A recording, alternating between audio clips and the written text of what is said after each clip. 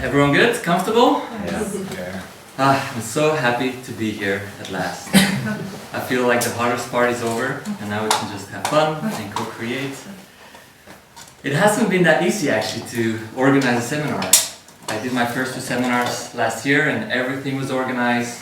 I just had to show up, do my thing, have fun, go home. Life was beautiful. But this time I had to organize everything and I thought doing a seminar is A plus B plus C plus D equals seminar. Come up with what you want to talk about, create an event or a newsletter, invite people to join, and then just wait for people to sign up. Yeah, no. You have to do a lot of effort, and on top of that, unexpected things happen. For example, in the last 2 days, 6 people who had signed up told me they can't make it. Work commitments, illness, money issues, whatever. So I realized that my naivety, my eternal optimism was actually creating unrealistic expectations. But at the same time, it was that optimism that brought you guys here. Because at one point I was with my friend Denny and I was like texting people, trying to, get people to come last minute. And it was just driving me nuts because I was stuck in my mind. And then I said, fuck it, I'm gonna fill this. We're gonna do this. Because the thing is, I love sharing information. I love sharing awareness. It is something that brings me joy. And I do that on a daily basis with my patients, one-on-one. But there is something special about doing it in group. There's a whole different dynamic. And I invite you guys to participate. If you have questions, ask. This is not a monologue. I don't have a PowerPoint presentation, or maybe an imaginary one if you want, but this is about learning together. And I have to also admit that I'm very, very grateful to be here and also humbled because for those who know me, I used to be super shy as a kid. I was the shyest kid of my class, and if I would be sitting in a group, I would be so afraid of the teacher asking me a question and be like, what? Even recently my mom was showing us birthday videos when we were kids. They would get a camera, record the birthdays, and they would film me and ask me a question, and I would just freeze. It was really, really bad. Even, for example, my mom would always tell visitors when we had them at the house, when I was 7 or 8, she would take me to my first class of music school. And I would go in the room and walk back out. And she was like, what's the matter, Boyan? I said, there's too many girls. It was ridiculous. It was really ridiculous. And at some point I realized it was my limitation. It's not something that all the kids of my age have. So I decided to change. I was like, enough is enough. I'm going to put myself outside my comfort zone. And I realized that indeed, as the cliche goes, life really starts outside your comfort zone. Another thing that I remember is, my parents are both classical musicians.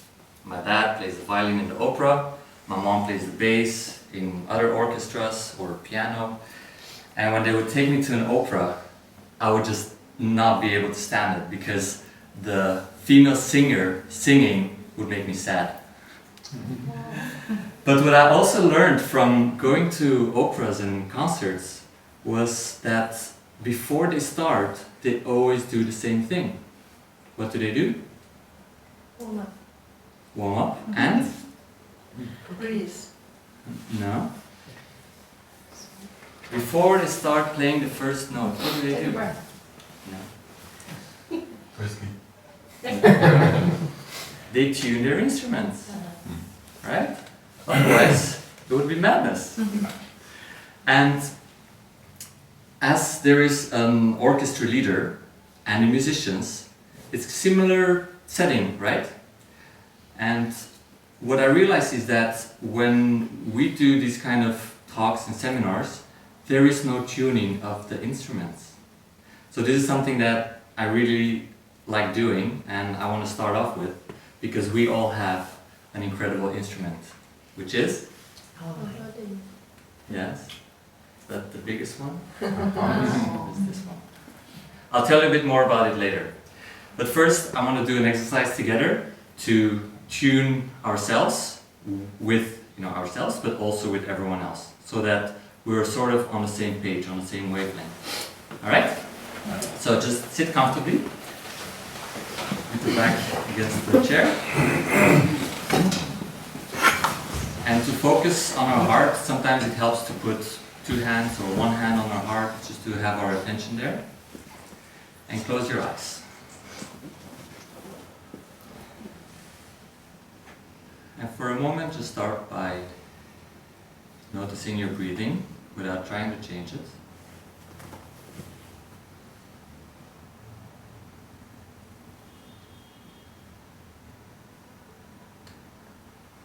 And next, I want you to imagine that your consciousness, which is probably somewhere inside your head, takes the elevator down to the area of your heart.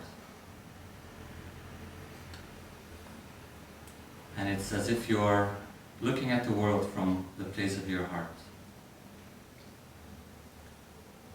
Bring all your attention there.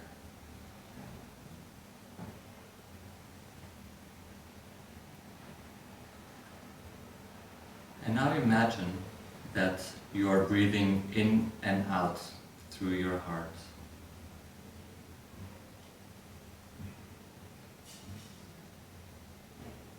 So the air enters your heart, it fills your lungs, and it goes out through your heart again.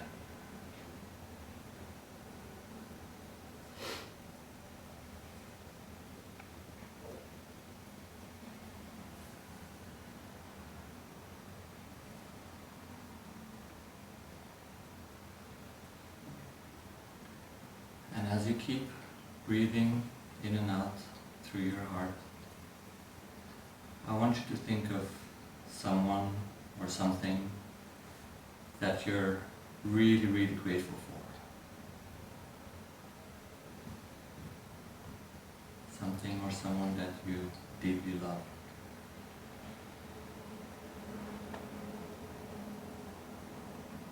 And then feel those feelings of gratitude and love inside your heart.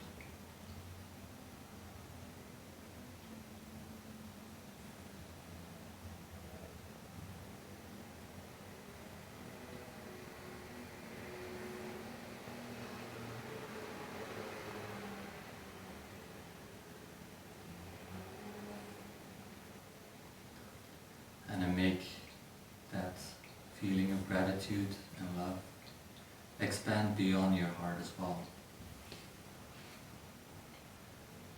Use your imagination to visualize how it expands into the rest of your body.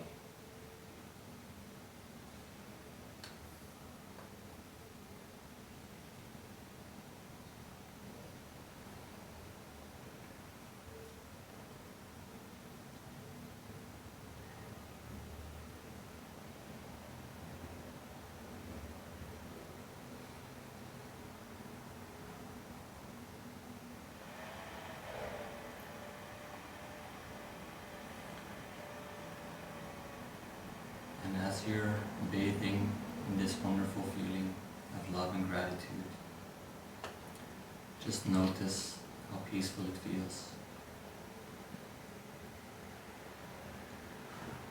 And realize that you have this feeling of inner peace always inside of you.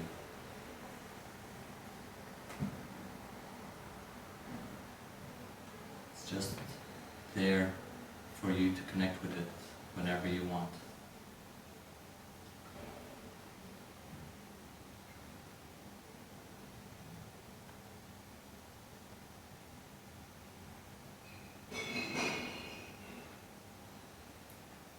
And now set your intention to take this feeling with you throughout the rest of the day.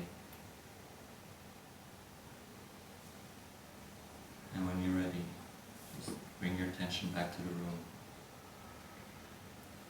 And open your eyes.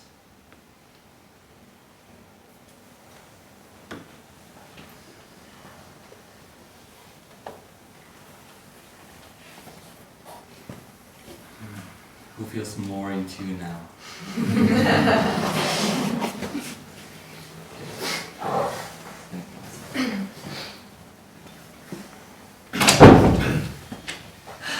It feels good, doesn't it? You know, it's often we think we have to get rid of stress, but what if it's just about accessing our inner peace? This is why meditation is becoming more and more popular. It's something that's existed for 2,000-3,000 years, and there's a reason for it, because it works. Now, there's another thing that this technique does, and that is, it not only calms down your heart and its electromagnetic field and the heart waves, but it also synchronizes the brain waves with the heart waves, so that your mind and your heart and body actually work in synchronicity, that they work together, instead of one wanting one thing and the other one wanting another thing, right? And this technique was developed by the HeartMath Institute. Has anyone heard of the HeartMath Institute? No? 2 people? Okay. So the HeartMath Institute is an incredible organization that investigates on a scientific basis what the effect is of techniques like these on your own inner energy, but also on the interaction with other people and the energy in the room that you're in, right? And so what they found is that, imagine that this is the brain, and here is your heart. Every organ and every body and every living, breathing species, or even a rock or a tree, has an electromagnetic field, right? So you can imagine it like waves that surround that organ or that body. And they say that this is how birds and dolphins and trees and fish, for example, don't bump into each other, because it's through these electromagnetic fields that they know exactly where they are and where the other animal is. And what's really interesting, and this is what the HeartMath has discovered with their highly sophisticated equipment, is that the heart's electromagnetic field is actually about 100 times bigger than that of the brain. So if this is the brain's electromagnetic field, the heart would be like somewhere over here. Right? We're so conditioned to believe that the brain is the best thing out there and it's our greatest tool, but in fact, I would like to challenge you to believe or to be open to the fact, or my experience, that it is actually the heart. And another thing that is really significant is that if you think about it, the heart is the only organ in the whole body that never has cancer. Anyone died of heart cancer? No? Brain cancer, skin cancer, liver cancer, kidney cancer? No heart cancer. And that's because the heart has 4 hormones that are anti-cancer. And they're doing a lot of research now where they take those hormones and they inject them into rats that have cancer, and there's like a 97% healing rate. So this is very promising. And so the more we connect with our heart, the more we improve our electromagnetic field. The better we will feel internally, but also the better our interaction will be with other people, right? So this is why doing this, even if it's 5 minutes, just like now, every day, just like you would take a shower, is like really resetting your body and just tuning your radio wave to the right frequency. Like, if you want to hear calming classical music, well, you need to put it on 87.5 or whatever it is, right? But we don't take the time to do that. We just turn on the radio, press like a random station, and then it could be heavy metal or it could be whatever it is, right? So I encourage you to really apply this. This will also be very important for the mind-body connection, because when we are stuck in our minds, in our brain on the rational level, that is where all our problems are created, right? Whenever we have a problem with someone, it's because we have a thought about what just happened or what that person said to us or what that person did to us, and we're just stuck here. And we try to solve it with the same thing that created it. No? That's madness. We should actually access a greater level of intelligence and wisdom, and that is the heart. Because the heart has infinite compassion, has infinite love, infinite joy. This is where your highest version of yourself can be accessed through. Your soul, your higher self, your whatever you want to call it. We all have different names, but at the end of the day, it's the same thing. And I encourage you to, I'm not here to convince you of anything, but just to be open-minded and to take whatever is going to be useful to you. Okay? Because none of us have the truth or the only one answer, but these are things that, the things that I'm going to talk about today that I have found to be true for myself and for a lot of people that I've worked with. Good. Any questions about this? Does it make sense? Completely. Good. Now, the mind-body connection. Has anyone experienced pain in their body because of emotions? Everyone. Good. Now, even though we have experienced these things, we rarely know how to deal with them, what to do about it, right? And that's about to change. So when there is a strong emotion, could be anything: fear, anxiety, anger, frustration, sadness, grief, doesn't matter. When there is a strong emotion, that will often lead to a symptom.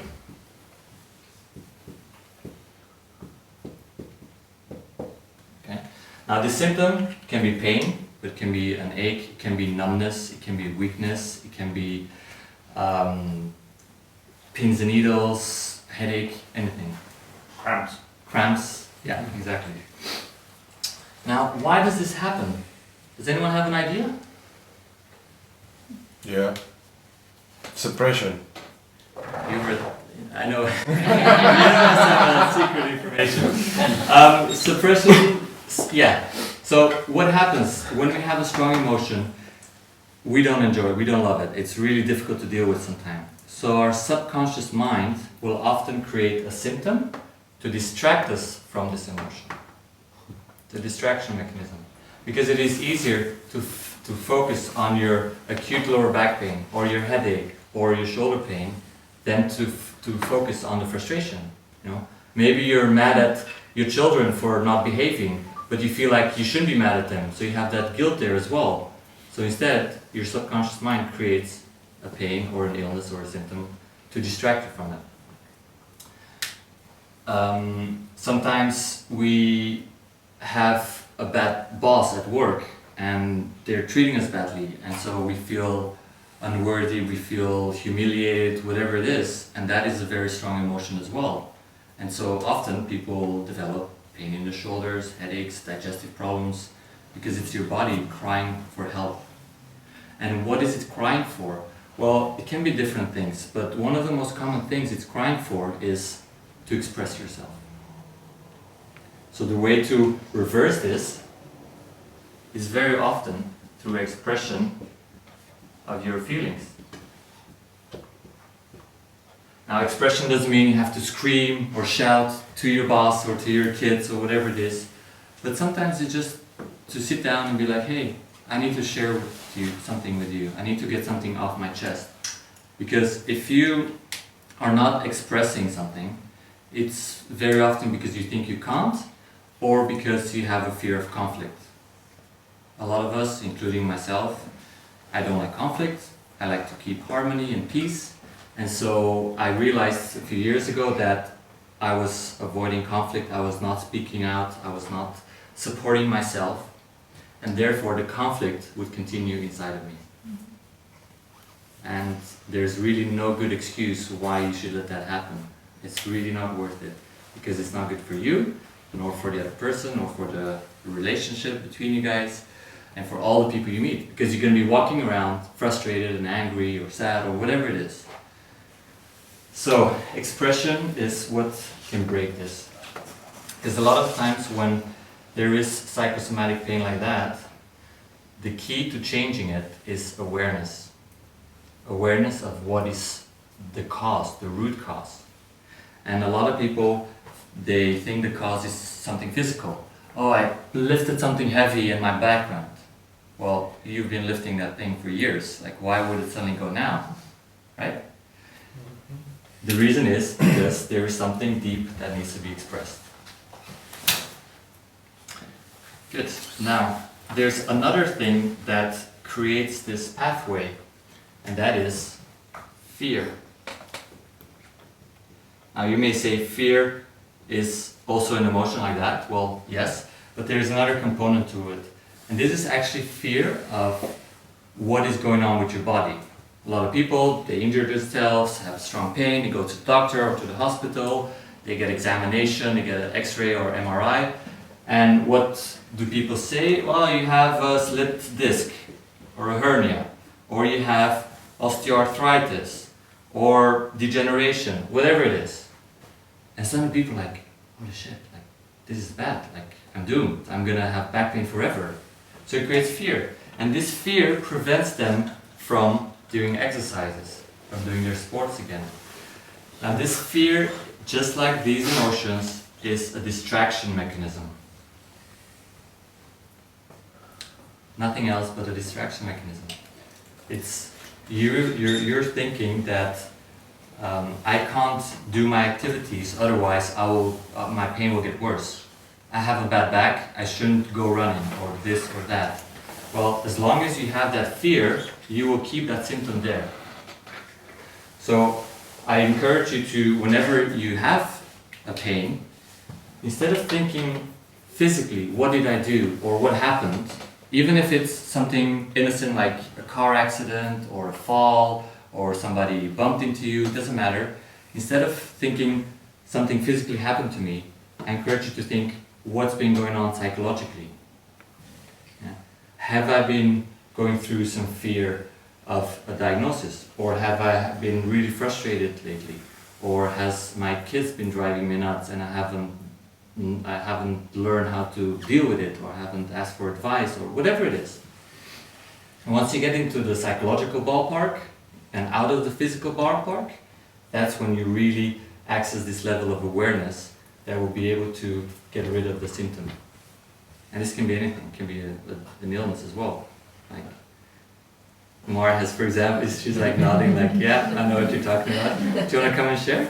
Sorry? Do you want to come up here? No. Yeah, I can. Yeah, come here. You're in class. I had stones in my gallbladder. My doctors said that this is caused because of cholesterol and estrogens. Boyan said that this is caused because of inflexible thinking. And I think both are right. So I have no my gallbladder anymore because it was dangerous for me. And now I have to learn how to deal with my inflexible thoughts.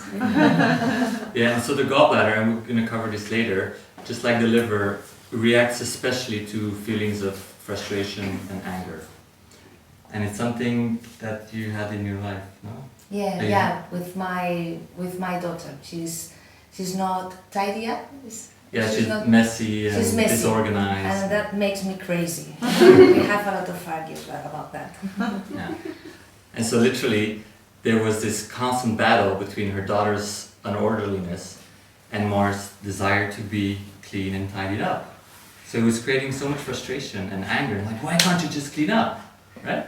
And so that inflexible thinking created crystallization in her gallbladder and resulted in stones. Unfortunately, when he came to me, it was already too late. But that's a good example of this here. It was a good learning. But what's important is that even though she had to in the end have the operation and have her gallbladder removed, she now has the awareness, which will prevent this frustration that's been built up and locked away to manifest somewhere else. Because if you don't discover the root cause, you may operate, you may have treatment, whatever it is, but it will just shift to another location. Thank you.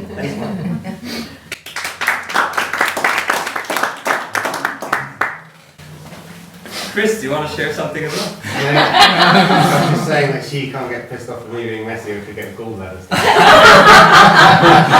a good one. Actually, Katie has a good story. I Do you mind sharing it? I don't know Yeah. what you're thinking of. Well, About this guy. yeah.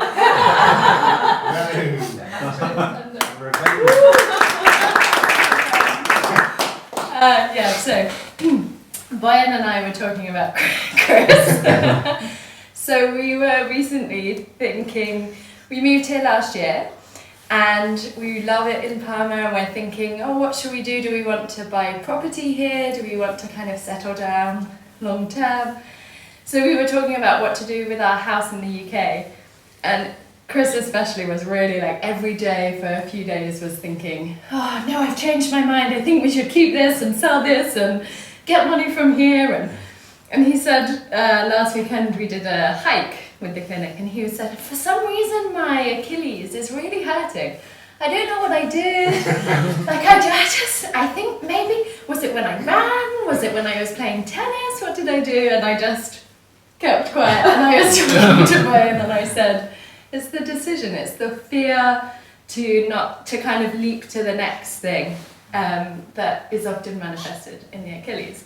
And then the other day he wakes up and he says, oh, my ankle was absolutely... Oh no, first we had a conversation, we were both leaving the house and he said, I really think this is the right decision, this is what we should do with the house. And I said, good, maybe your foot will get better now. And he was like, yeah, that's like something Boyan would say. And he walks up, we go our separate ways, and then at the end of the day I said, so how is your ankle, your foot, playing tennis? He was like, yeah, it was really weird, I left you, I put my tennis shoes on, and it went away. It must be my shoes.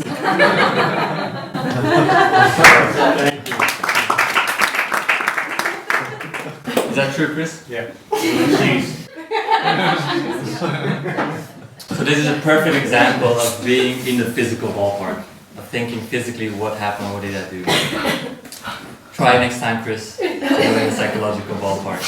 And this is a great example of how intelligent the body is, because there's so many metaphors between what happens in our life and what shows up in our body. If you think about it, the Achilles tendon, what does it do? What does the Achilles tendon do? What does it allow us to do? To walk, move, Jump. to move forward. Jump, yeah, to jump, walk, run, all those things. So it basically prevents you from jumping, from leaping, from taking that decision and that step. So if you are struggling, you're afraid of making a decision to sell a house or to move somewhere or to change jobs or to leave your job, that makes you more likely to develop an issue in the Achilles. Right? I've seen this many times, and to some of you it maybe sounds a bit weird and you're like, oh come on, that's bullshit. Well, just be open-minded and see for yourself. And by giving more of these examples, I want you to also know that it's never 100% the case with every single person. Just like nothing helps 100% of the time. Now, we may have great results treating people through osteopathy, some acupuncturists or chiropractors or doctors. They might all have great results with a big percentage of patients, but that doesn't mean they can help 100%. I'm not sure anyone can help 100%. And it doesn't matter at the end of the day, because the point of what I'm doing here is to give you some new knowledge, new tools to be more equipped in the future. To not just think, oh, I have to go see my doctor, get a pill and maybe an injection and just hope for things to go away. Right? So, that was some good stories. Does anyone else have a story they want to share? Yeah, I have a story. Go for it. This highlights what you just I can't said. hear please.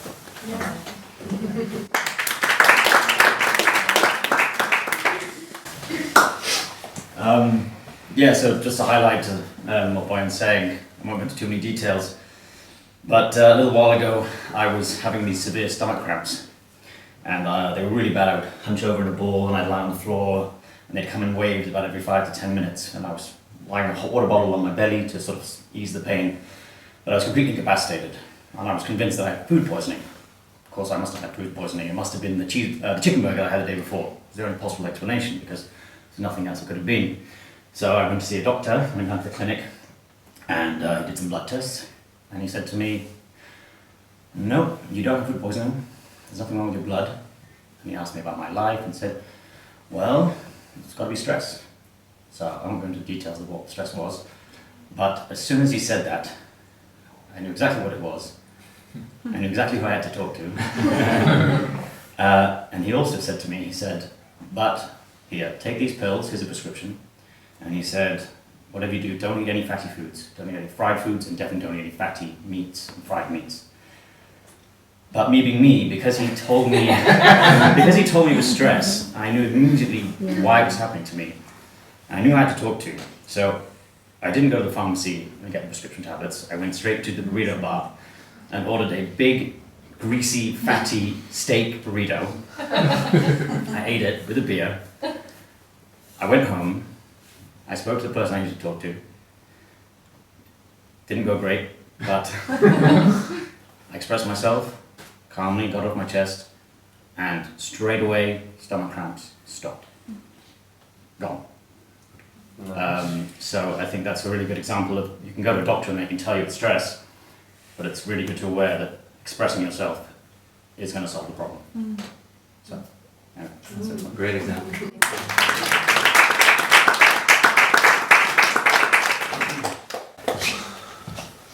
I read a wonderful analogy not that long ago about the life path that we're taking.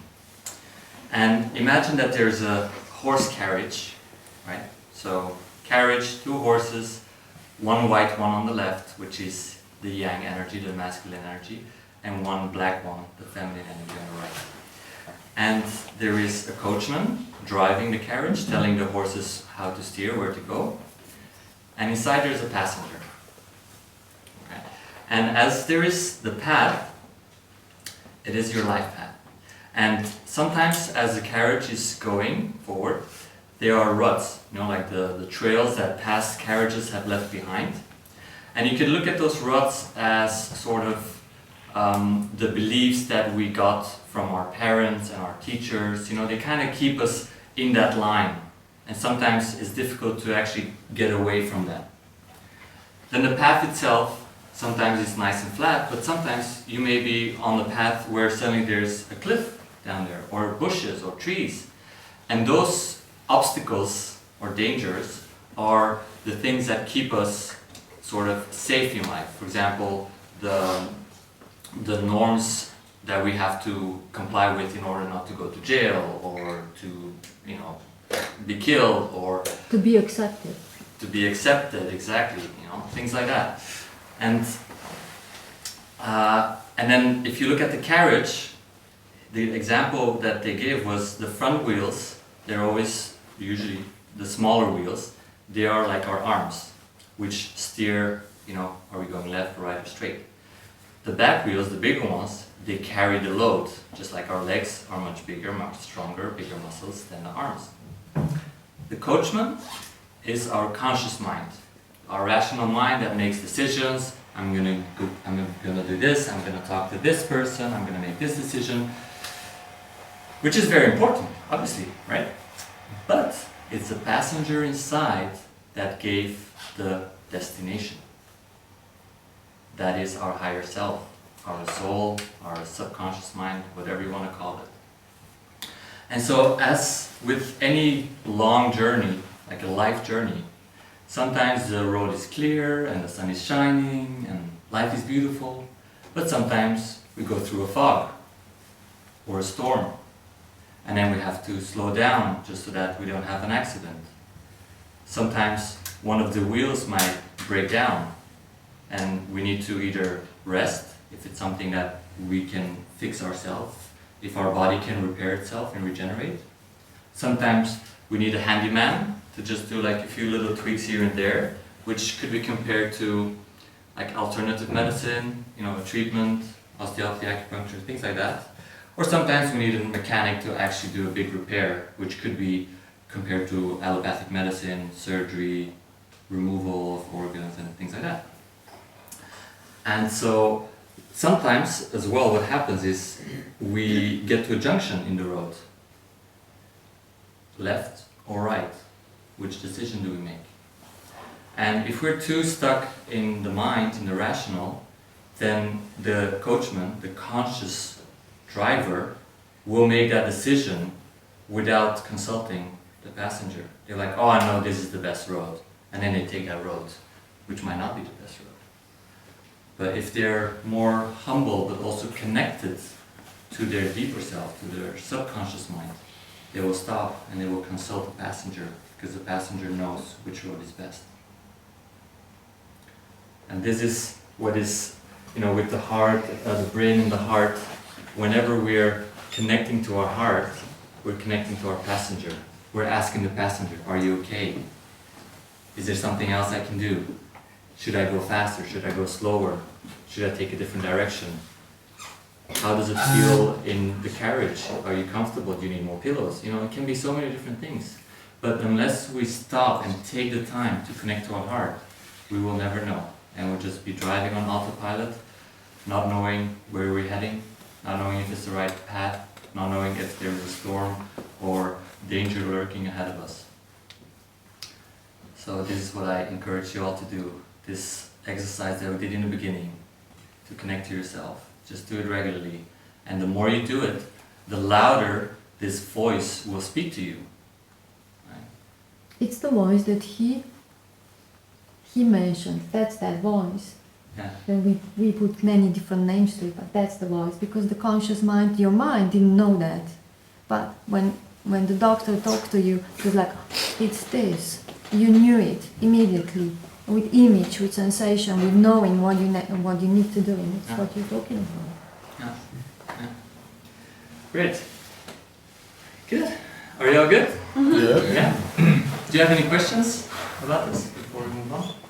When are you going to get a psychiatrist here then? I've got a spare room. Well, That's the thing. Sounds like a perfect compliment. the thing is, psychiatry or psychology helps a lot to bring you more clarity, to place things, to understand things better, because they have studied how the mind works, how emotions work. But I find that there is something that's lacking in psychology, and that is the awareness of the mind-body connection, of actually having studied the body and making the connection. Because as I said in the beginning, the key to change is the awareness. So you may talk about the emotions and all you want, but if you're not making the connection to the gallbladder is actually caused because of that frustration. You'll be talking to the frustration and like, oh, what should I do? What should I tell my daughter? No. But the subconscious symptom has to be brought to the conscious awareness. And that's when the healing can take place. So you're basically taking the best bits of physical therapy and psychotherapy and bringing them together. Exactly. Yeah. Interesting. Cool. And on top of that, when we work in conjunction with the mind and the body, so we talk about what's been going on stress-wise, what are the difficulties in life, and at the same time we work on the body, whether it's on that structure or another structure that needs attention, that is when real magic happens, because the body's like, oh, finally they're getting it, they understand me, right? So I think psychology is great and definitely has a purpose. But when people find themselves having to go over and over again every week or every month to the psychologist, something is missing. Yeah.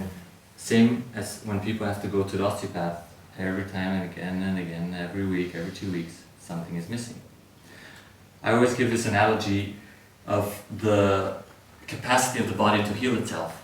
When we cut ourselves, we have a wound which heals in a few days, right? Body repairs itself. When we fracture something, the bone repairs in a few weeks, right? It's incredible what the body does if you think about it. So why would a simple back pain or a tennis elbow or a shoulder pain not heal? Like, for some reason the body is not able to do what it knows how to do so well. And that is because it wants to tell you something, it wants you to understand something. This is why getting in the psychological ballpark will just completely shift your health. It will completely shift your health from this moment onwards. Because next time you have something, like, oh yeah, this could be this. I just need to express myself, as Simon said. Or I just need to make that decision, right? So, lucky you. Good. Right, shall we take a little break? Stretch our legs? And then we're going to go into the specifics. I'm going to give you more of those metaphors and which part of the body is linked to which emotion, which symptom, and how to better understand it. Great? Great. So, right, moving on. So now I want to talk a bit more about the specific body parts and give you a greater understanding so that next time you can draw your own conclusions instead of calling me at 3 a.m. You get that, Boyan? I put my phone on airplane, but even then, I think people have enough respect here, so it's okay. So,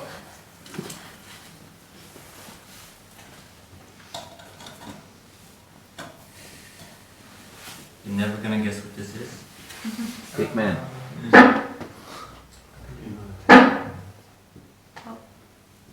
It's good you earn money not by painting. Exactly. That's not that bad.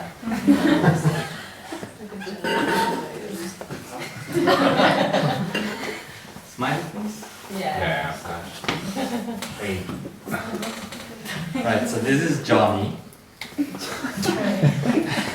And Johnny has some pain. Okay. And he's smiling about it. Yeah. Pull the red pen out. The positive attitude. Okay.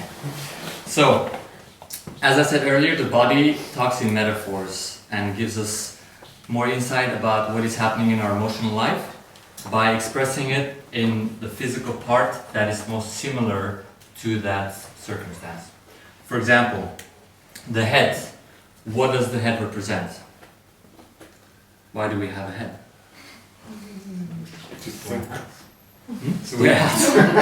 What is it? Smart. Our head represents our thoughts, our ideas, our visions, our decisions, right? So this, whenever there is a symptom in the head, it is likely that it is related to one of those concepts or, thoughts, as I mentioned earlier. The shoulders and the arms, what do? Very. Move. They allow us to do things, right? Play an instrument, write, play tennis, whatever it is, our arms and shoulders allow us to do those things. To give and receive. To give and receive, yeah. So whenever we have a problem with the shoulder, elbow, wrist, or hand, ask yourself, is there something that I would like to do but I can't do for some reason? Maybe it is a self-imposed limitation, maybe it's a belief that you have that you can't do something, so you don't do it. Or maybe we feel that somebody else prevents us from doing something. They don't give us the freedom, the space, or the permission, or the finances, whatever it is. And since this is related to doing, and this is related to thinking, the neck in between is usually the hinge between the two.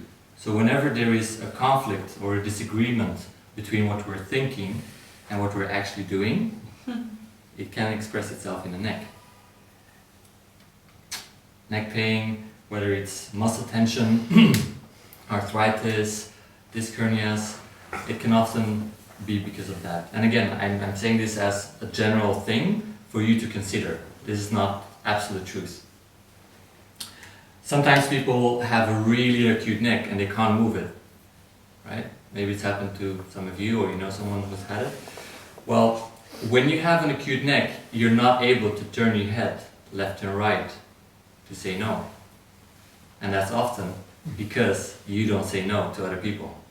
You keep saying yes. You keep giving and giving and giving without respecting your own limits and boundaries.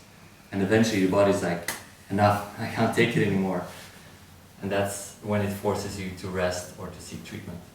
And again, this will go away much, much faster if you think psychologically what's been going on in my life. What have I been thinking? What have I been doing? Is there a disbalance or a conflict between those two? Now, the back, the back is sort of the support system of our body. Everything more or less attaches to the back. The arms attach to the upper back, the legs to the lower back and pelvis. So it supports our body. So likewise in life, if you don't support yourself, if you don't stand up for yourself, if you let people talk down on you, talk badly about you, you don't stand up for what you deserve, what your rights are, it can weaken the back and actually make you more predisposed to having back issues. There's other things as well, which are more abstract. For example, anger tends to go into the lower back when people have unresolved anger related to one of their parents or spouses or whoever it is, and they can't or they don't want to forgive that person. They're just maintaining that back issue there over and over again. And whether it's a muscle cramp or arthritis or degeneration, whatever it is, it doesn't matter. It is just a cry for help. Yeah? Then the pelvis, this whole area, which includes the lower abdomen, the pubis, the sacrum, the genital organs, so like uterus, ovaries, prostate, they're linked to our sexuality and our sense of, in case for women, their own femininity, or for men, their masculinity. You know, unfortunately, it happens that women aren't always respected. Sometimes men aren't respected, but it happens more often with women. And that emotional strain on them is likely to create problems down here. It could be cysts on the ovaries. It can be uterine like cancer. It can be just painful periods. And speaking of periods, when women have painful periods or a lot of blood loss, it is often when they're competing for outside love, right? When you lose a lot of blood, you're losing your essence, your love, your self-love. And so you're competing for the love of your partner or your parents or someone else without actually realizing that that love that you're looking for is inside of you. So, something to think about.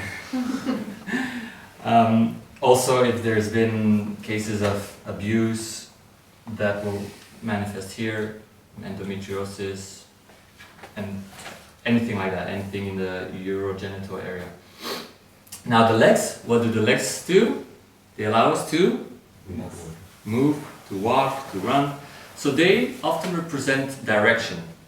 What direction are we taking in life? Are we happy with the way our path is unfolding?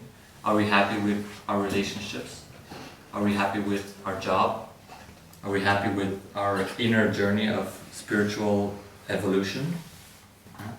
So think of it, whenever you have an issue with your legs, it could be related to that direction, or sometimes it can also be related to your sense of safety, right? You need to, if you're safe, you're having your feet firmly planted on the floor. You're firm like a tree with deep roots.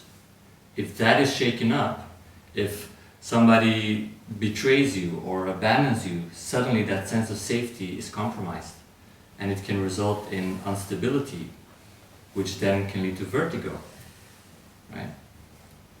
So to fall down. To fall down. What does it mean? To fall down. Well, to fall down, maybe you're on this path that is not really in alignment with your higher self, and your subconscious is causing you to fall and actually stand up again and see, oh, maybe I should go this way. You know, I mean, and again, nothing is 100%, but just try to understand metaphorically what our body could be expressing. Now, another thing that is good to consider, according to Chinese medicine, everything has like a yin and a yang energy. Right? Most of you, I guess, have heard of it. Has anyone not heard of yin and yang? No? Okay. So, in Chinese medicine, they divide the body in two halves. And the left side of the body is yang, which is paternal energy, masculine energy, and the left one is yin, feminine energy. So, apart from interpreting, what body part could be as a result of what emotion, when you have this knowledge, it tells you something about which person is associated with that emotion. Maybe it is your wife, yin, feminine, who is not allowing you to play tennis because she wants you to be at home with the kid or whatever, and that can manifest itself in problems with the right arm and shoulder. Right?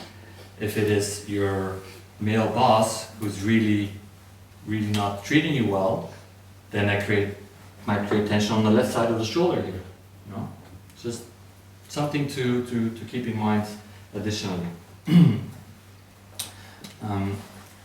Same with accidents that are supposedly random or coincidental, like a fall. Even I believe, and many others believe, a car accident is not a coincidence. It is something that is created through the energy of life, call it the universe, or maybe your soul created it somehow by driving a certain way or walking a certain way, or suddenly you don't see a hole and you twist your ankle. Again, that's a message. Yeah? A message for you to bring something from the subconscious mind up to the conscious mind. Any questions about this? Does that make sense, or is it really dude, you're way out there? Yeah? No, that's called synchronicity, no? If you don't think accidents happen, then synchronicity happens. Yeah. Speaking of synchronicity. I have a question about hormones. Yeah. Is the consciousness is this related to, or hormones are just doing what they want? Well, yes. It's always related. It's related. Yeah. So, for example, thyroid problems, which is something quite common, hypothyroidism, where people have to take medication, thyroxine usually, to supplement their thyroid. If you really dig deeper and you ask what was going on in your life when you developed these symptoms, you will always find that there was some kind of stress. And in the case of thyroid, it's often when people are really in a rush and pushing themselves hard to perform without actually pausing and taking time for themselves. If they feel pressured from exams or from their parents to achieve, and they don't pause and actually listen to their body and connect to their heart, it can just drain the thyroid hormone. Yeah. And then with these hormones, again, think about what's going on in terms of your femininity or sexuality. Are you being respected by others, but also are you respecting yourself? Does that answer your question?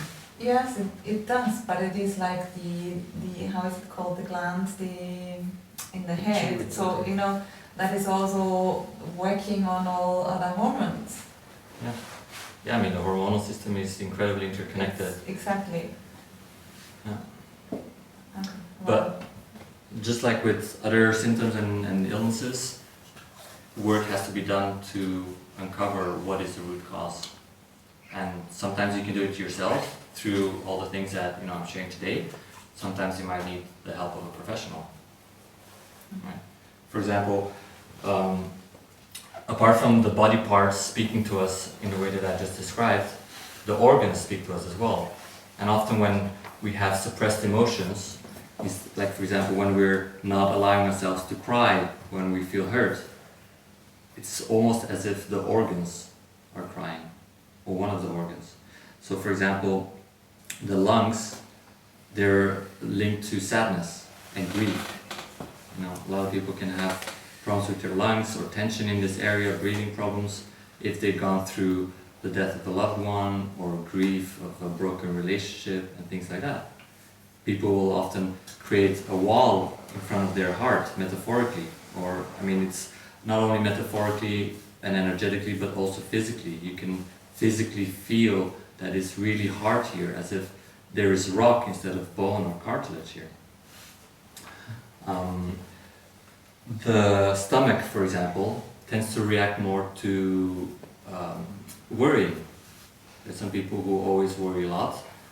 Those feelings of worry tend to manifest more likely in the stomach than any other organs. Digesting emotions. Digesting emotions, conflicts at work, things like that. The whole digestive system, stomach, small intestine, large intestine, allows us to digest food. So think if you have any issues there, is there something that you're not willing to digest? Something that you're not willing to accept? Or you're holding on to something? You know? Constipation, right? You're literally holding on to shit that is not necessary for you to hold on to. You gotta let it go. You gotta forgive. You gotta accept. It's the only thing that makes sense. Some people think that, no, I can't forgive because they did this to me and I'm in my right. But it's only the ego that feels strengthened. Only the ego wants to feel right. It would rather be right than happy, which is madness. There's some very powerful ways to actually deal with forgiveness on a really deep subconscious level, which we don't have time to cover now because it's like a 20-30 minute meditation exercise. But there's tools to help us with these things. Right, so moving on, the liver tends to react more to frustration and anger, just like the gallbladder, like in the case with Mar. And then we covered already the small intestine, the large intestine, and the genital organs. Interesting, isn't it, how the body works? Yeah. Can I ask about the knee? Yeah. Knees. I have a knee problem. I need to know what this is. Okay, so knees. What comes to mind? Like from the things that I've spoken about, can you try to decipher part of it yourself? Direction. Direction? Okay. Yeah. What else? If you look at the knee, what does it do? Is it? Yeah, it allows us to bend, like, yeah, the knee bends. So it is indeed linked to flexibility. Are you able to accept other points of view, other opinions, or are you staying rigid to your own way of thinking? And on top of that, there is a more, like a quite common pattern where, if you're right-footed and it's the right knee that hurts, it can be when you're in a situation in life that you actually want to escape from. Like your knee's like, I want to get unstuck, like get me out of here, right? I've seen that quite regularly with patients. The left side, your non-dominant leg, can be if you have left a situation or a relationship or a job, but you regret it, so you kind of want to come back. So it could be those things, it could be the lack of flexibility. So, yeah, direction as you mentioned. Yeah. Does that make sense? Thank you. Yeah? Good. The hips represent, they're basically like the foundation of our pelvis and upper body, right? So it's good to ask yourself, what are my foundational beliefs in life? Especially when it comes to relationships. Is it something in my relationship with, if it's the left side, it would be the wife, left side would be the husband, that I'm not willing to let go and change my perspective on. Maybe I'm trying to change that person, and that person is not changing, and it's just like all those emotions are balling up in the head. And what about the autoimmune diseases? Well, autoimmune is interesting. Some people say there's no such thing as autoimmune diseases. And I believe that. Why?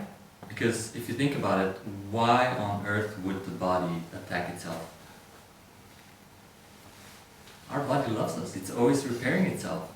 It's always keeping us alive and mobile. Like our heart, like doom, doom. It's actually saying, I love you, I love you, I love you. I mean, it's pumping thousands and thousands of times a day. Same with the lungs, exchanging all that oxygen. All the cells, we have 10 trillion cells in our body that are just doing incredible work without any conscious effort. So, when it comes to autoimmunity, it is actually something that the medical science hasn't developed the tools yet to discover what is the real cause. Like chronic pain. Or chronic pain, yeah. It's the same shit. Sorry. Yeah. Same yeah. stuff. Yeah, so it could be a strong emotion that is leading to that autoimmune, just like, the thyroid, as I mentioned earlier. Right? But what also happens is there are, you may have heard of the Epstein-Barr virus, which is quite a common virus that quite a lot of people have. Well, according to some books, there are X amount of types of viruses. Some people say there's more than 60 types of that particular virus, whereas traditional medicine has discovered only a small proportion of those different strands of virus.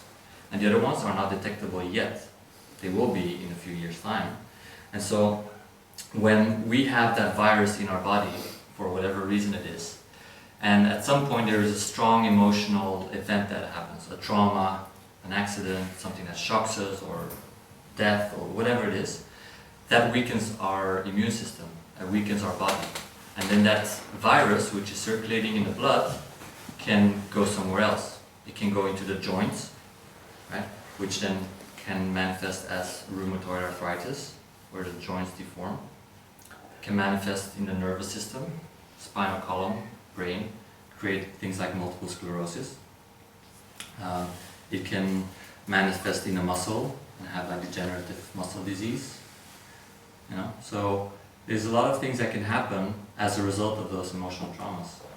And this is where, having the awareness will be the most important agent of change. This is where meditating and connecting to this infinite wisdom that we have here will make you more resilient, will make you more likely to overcome this, to heal this, to recognize the absurdity of the thoughts that are creating this ease in our body and mind. I'd like to add something. Sure. About the autoimmune diseases. From my point of view, what the official medicine says, the body is attacking itself. It's completely wrong. The body is never attacking itself. It's trying to balance. Now, what is happening that it's not possible that the body that doesn't have enough energy to balance itself? What's going on? Where's the lack of energy? I think the definition of body is attacking itself, it's completely wrong. Absolutely. Yeah, absolutely, I agree. So it really requires a change in perspective. We've been taught one thing for years and years. Just like, you have a disc hernia, you're going to have a bad back forever, or you have a scoliosis. Bullshit. Now we know better. Good. Any other questions or comments? Speak now or silence. Okay. When it comes to emotions and thoughts, a lot of people feel like our thoughts rule our life and our reality. Right? They identify with those thoughts. So they say, I am angry, I am sad, I am frustrated, whatever it is. Well, no, you're not. You can have an angry thought temporarily occupying your consciousness, or you have a sad thought, but you're not angry. This is not who you are. Right? So when we meditate and we're just being present, we're feeling to into our hearts, we are in a state of pure peace and love and relaxation, we notice that thoughts will still enter our minds. They will stay there for a while and then they will go away. And then another thought will come into our head, stay there, go away. And so if you do this, if you just observe your thoughts without attachment, without judgment, without thinking, I shouldn't be thinking this thought, or I should empty my head, No, like a lot of people say I can't meditate because I can't think of nothing. Well, it's not the point of meditation. The point is to witness without judgment, to just observe things the way they are. And then you will realize that, wait a minute, if thoughts come and go, but I'm still there, that means I'm not my thoughts. And you can realize the absurdity of some of the thoughts that we have. Right? You realize that what you are is pure consciousness. You're pure awareness. You can see it similarly when you look at the sky and there's some white clouds. Those clouds are some thoughts, just normal thoughts. Sometimes it's a small cloud, sometimes it's a big one, sometimes it's a dark cloud that has stormy weather in it and lightning, that can represent like a very strong emotion. But eventually they pass. And what is always there? The blue sky. It might be temporarily obscured with the clouds, but the blue sky is always there. Just like our conscious awareness, our higher self is always there. Isn't that amazing? We have this. Like we have the greatest tool, and all we have to do is connect to it. And then we start to see the illusion of the thoughts, how they like to dictate our life, how we think life is such a drama. But no, it's the thoughts that we choose to believe over and over again. Or sometimes it's not a choice, but it's an autopilot. So, as soon as you recognize that you're not your thoughts, that you're pure consciousness, then the ego, which creates those thoughts, dissolves. And that is where we find that inner peace. Right? Yesterday when I was like, so many people cancelled, what am I going to do? I was for a moment stuck in my head. I was in fixation mode. I got to fix this and find solutions. And I was like, no. I'm just going to do what I can, but then I'm going to stop and I'm going to meditate. And I just meditated for 1 hour. You don't have to do 1 hour, but I wanted to do 1 hour. And after that, I just felt like everything's fine. And as you can see, everything is fine. So, when it comes to our thoughts, I want to give you a very powerful tool to arm you with a solution. Right? So, can someone give me a thought that generates stress? A thought of someone else. Deadlines. Deadlines. That's not a thought, that's a word. True. Actually, that's Not a good meaning. example of Mark. So, you had the thought that your daughter should be more organized. Yes. Right. So we'll call her M. Should be more organized and tidy. Okay. This is a thought that can generate frustration and stress. It's just an example, right? There's many thoughts that you can all come up with that generate stress and anxiety in your life. So there's a few questions that you can ask yourself to actually recognize the bullshit of this thought creating stress. And so the first question is this true? Should she be more organized? Should she? Like, according to who? Like, who makes up the rules? Like, if being disorganized is part of her nature, then that's just how she is, right? Can you absolutely know that that is true, that that's a fact, that she should be more organized? You can't. Because some people are artists and they have a different way of thinking, they have different brain areas developed.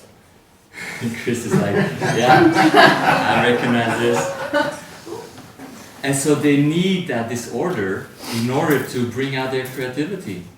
They feel probably anxiety if everything is tidied up, whereas others are completely the opposite. They need to have everything tidied up or they get anxiety, right? So you can't know this. Another question you can ask yourself is, how do I feel when I have these thoughts? You feel bad, frustrated, upset. It's just not nice, right? So, can you think of a stress-free reason to have that thought? Is there a good reason to have that thought? No? Yes? Anyone? It's quiet, so that probably means no. Another question you can ask yourself is, how would I feel if I weren't able to have that thought? Hypothetically speaking, if I was not able to have this thought, how would I feel? Free. Free, happy, joyful, blissful. Because there's nothing that has to be a certain way. Right? So that means that when you have the thought, it creates anger, frustration, anxiety, or whatever it is. And when you don't have that thought, you feel free and happy. So that means that it is never about the thing itself. It is never about that person not being organized or being a certain way. It is about your thoughts towards the thing. It's about the story that you tell yourself. Yeah? So once you start to see it from that perspective, you can actually start to let go. To let go of that attachment of things having to be a certain way. And then you can just observe how they are. Because, let's face it, is she organized? No. She is disorganized. That is the reality. That is what is showing up in life. So why would you argue with life? You can't change that person. Yeah? So once you ask yourself those questions, you start to recognize that our thoughts are so often just an illusion, just a story that we tell ourselves that is not good for us, it's not good for the other person because it creates tension between the two of you. It can create feelings inside of her that might manifest in different ways. Could be pain or tension, could be sleeping problems, can be a disease, whatever it is. And so once you've asked those questions, you can actually do a turnaround as well. So if you think, my daughter should be more organized, how would you turn that around? What would be the opposite? She shouldn't be more organized. And then you feel, she shouldn't be more organized. How do I feel? Actually, that feels quite nice. There's an element of truth in there. Because nothing should. You just let go. It feels nicer than having the thought she should be organized. What would be another turnaround? She's okay. She is. Part of what makes her wonderful. Or another turnaround would be, I should be more organized. Like what if you put the mirror towards yourself? Think, am I always organized? Probably not. There's probably areas in your life where you're not organized and it bothers you, it frustrates you because you're an organized person and it just clashes with who you want to be. And because you feel just like unsatisfied with you being that way, that is being portrayed in your daughter. She is mirroring what you have inside. She's just a teacher. Everything that shows up in life is your teacher. That's where Jim Carrey he's a very spiritual person, even though he may not seem like it sometimes. But one of my favorite quotes ever is from him, and he says, whatever happens to you, happens for you. So if you're stuck in the, oh, this happened to me, you're stuck in the victim state. Like, you're powerless. And it's not because somebody has taken your power, but it's because you have given it away. And if you've given it away, you can take it back. How do you do that? By taking responsibility, by realizing that you're the creator. When you think everything happens for me, suddenly you're like, oh, wait a minute, why is this happening? What is there for me to learn from this experience? What am I not seeing in myself that person is reflecting? And then you can start to take action. You can change your mindset, you can change a decision, you can change your habits, you can change your health, whatever it is. Yeah? So seeing it from that way really empowers you to get out of that victim role and becoming the creator. And understanding the mind-body connection is all about being the creator. Instead of thinking, this pain is annoying, frustrating, and drives me mad, you're being a victim. You are, poor me, poor me. Mm-hmm. But if you're a creator, you start to decipher, why is this happening to me? Okay, shoulder doing like you start to unravel it and you start to look for solutions. You start to think, what's been going on in my life? What stresses have I gone through? Yeah?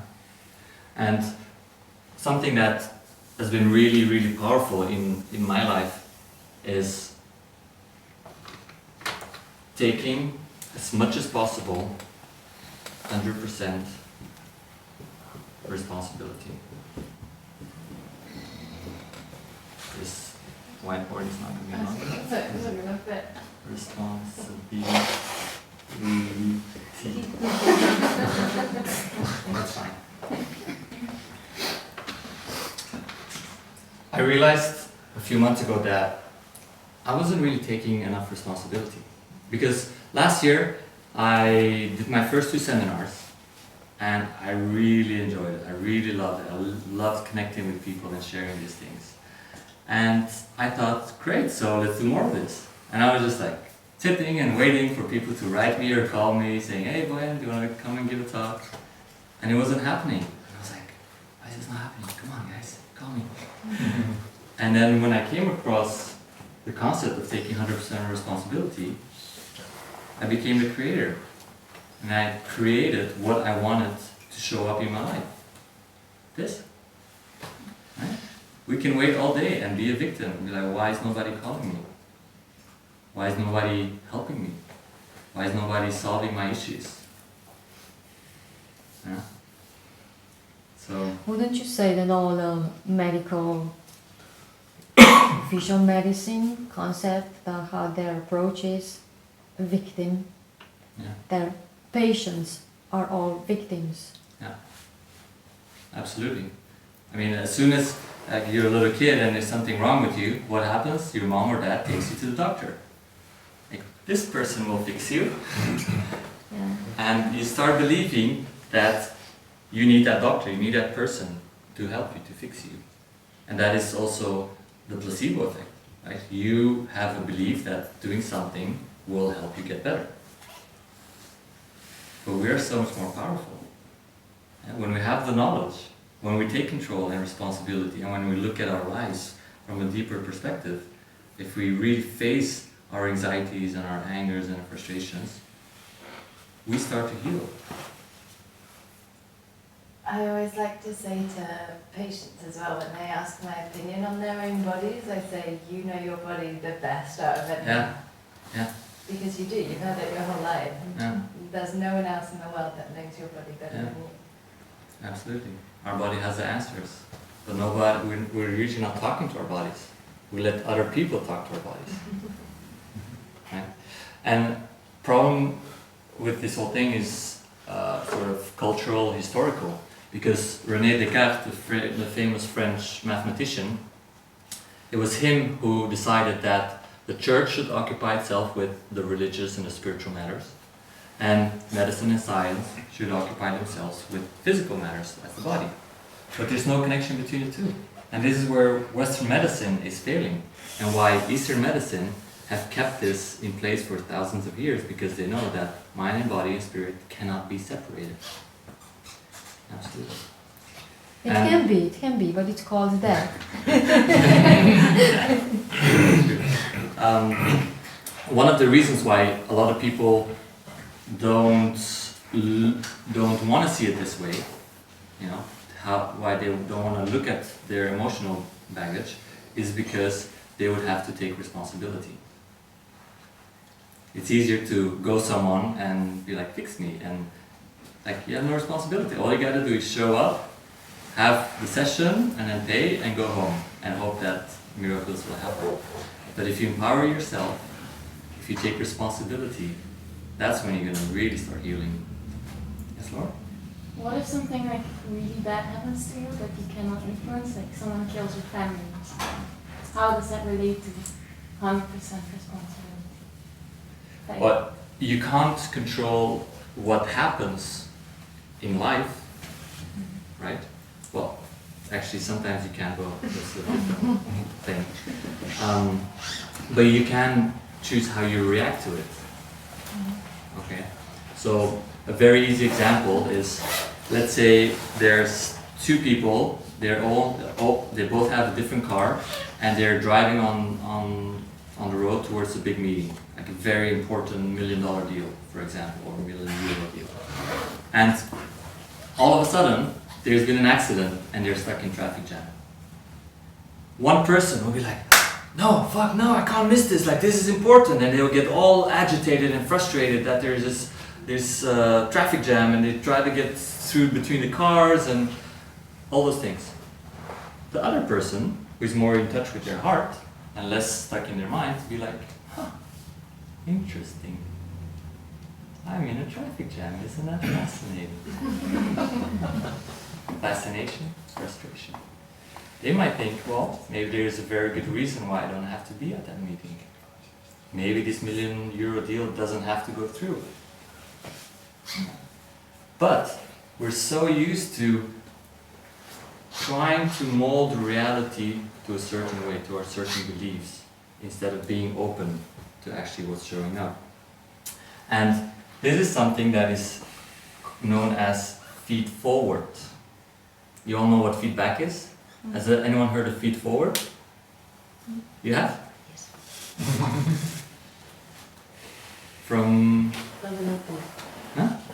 From my NLP courses. From the NLP. Yes, Okay. Let's see if it's the same thing. So,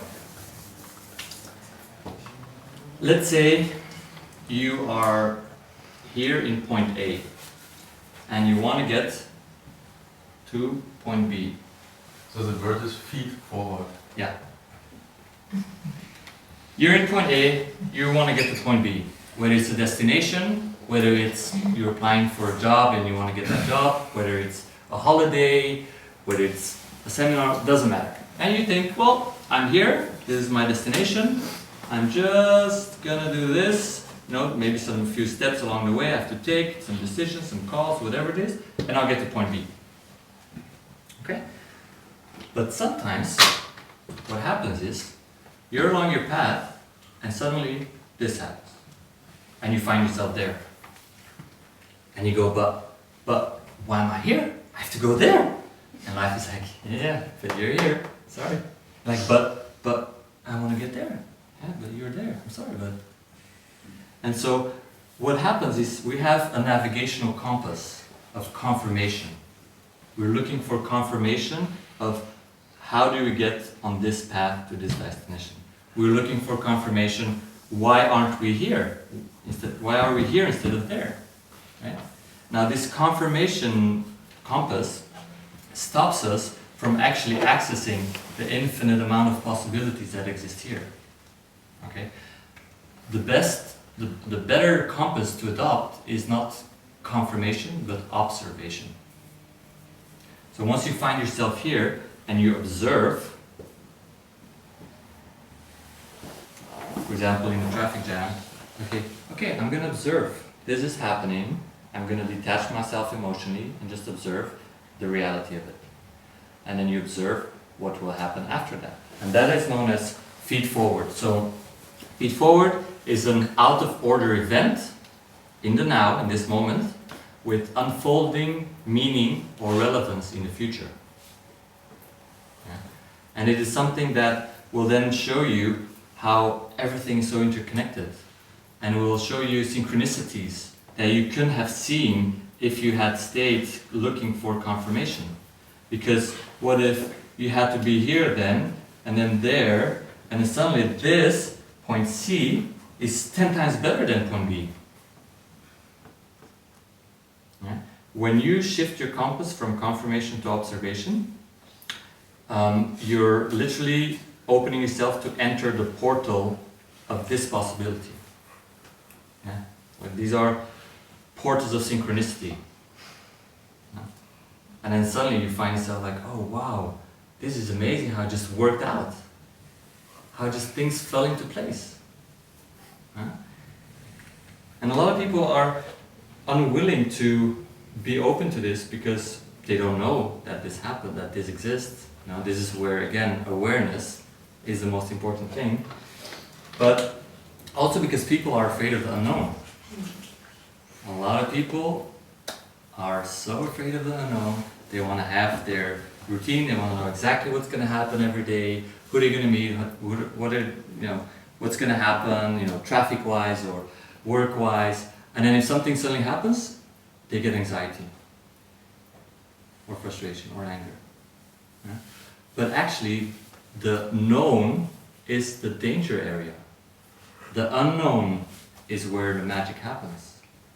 If you think of everything that happened in your life, all the amazing things, all the amazing people you've met, all the amazing experiences you've had, the trips that you've done, the travels, that used to be unknown at one point.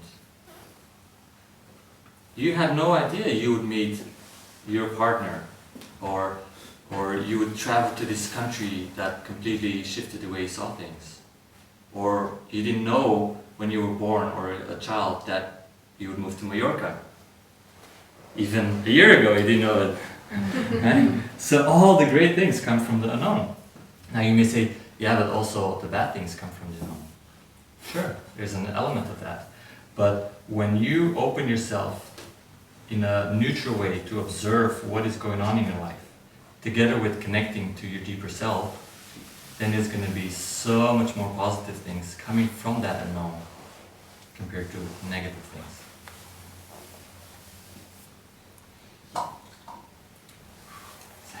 It's sucking in now. Is this new?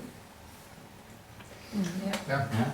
Well, somehow. If you combine allowing to be in the unknown with intention, and then let go, then that's when the magic is happening. Yeah, and the creation process is a very interesting one. And again, it requires you to take responsibility and see yourself as a creator. We think that life happens to us, that there is this universe out there, and we get dropped onto this planet, like, okay, here I am, and let's just see what happens. But you have no control. That's how it seems. But actually, we have so much more control than we realize. But that's not what they want us to know. That's not what advertising companies want us to know, or doctors, or companies, or the government. They don't want us to be in power. They want to control us. That's why also they keep us in a dualistic state and create like this country against this country, or this football team against this football team, just manipulation. When it comes to creating, you create through your state of being. If you are really aligned with yourself and you work on that electromagnetic field of the heart, then you're literally changing your vibration so that you heal yourself, you heal your body, your cells start to be more alive and healthy. But also that electromagnetic field influences literally everyone else as well. Like my heart's electromagnetic field will probably reach as far as Mars. And this is pure physics. Like this is not bullshit. Like this actually is measured, right? So if I'm really in touch with myself, my inner love and compassion, the way I talk to Mars, the way I hug her, everything will be different. But if I'm disconnected here and I'm just stuck there, there's going to be incongruence, like noise on the radio. And so we can create so many beautiful things. We have to take responsibility. We can't expect the government to fix our problems. Oh yeah, the economy is this. Or self-employed people have to pay too much taxes in Spain. No. There is an element there, but are you going to choose to stay a victim? Well, go ahead. But things will probably be the same. You will create your future through your past. It's like whatever's happened in the past, you think, oh well, it's been like this in the past, so the future will be exactly the same. An alternative would be, okay, Did this happen in the past? Wait a minute. I'm not my past. You step out of it. You sit and you meditate and you choose what you want to feel. If you don't want to feel the way you've been feeling all along, if you don't want to create that same future, you're going to change your state. Because as you noticed at the beginning, you can feel that inner peace whenever you connect to it. If you want to have the job of your life or the partner of your life, just connect to yourself every day and feel as if you already have it. You're literally changing your electromagnetic field. You're changing who you're going to meet. You're changing who you're going to attract. You're changing how people are going to react.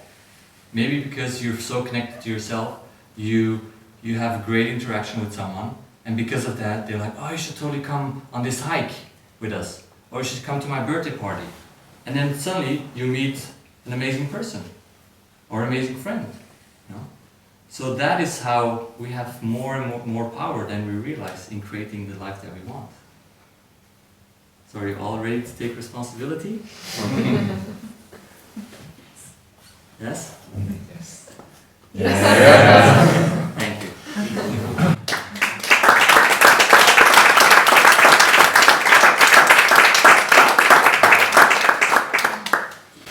Thank you all for coming. Thank you. Joy to have all of you here. Interact with everyone.